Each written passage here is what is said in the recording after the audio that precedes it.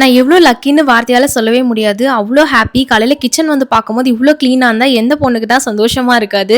என்னோட ஹஸ்பண்ட் அந்த அளவுக்கு எனக்கு ரொம்ப சப்போர்ட்டிவான பார்ட்னர்ன்னு சொல்லலாம்.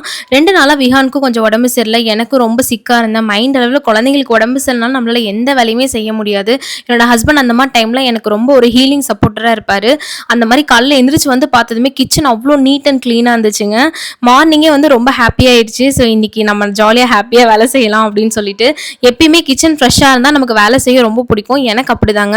மார்னிங் நான் வந்து பார்த்தீங்கன்னா சிம்பிளான ஓட்ஸ் தான் எடுத்துக்கிட்டேன், கெலாக்ஸ் மாதிரி.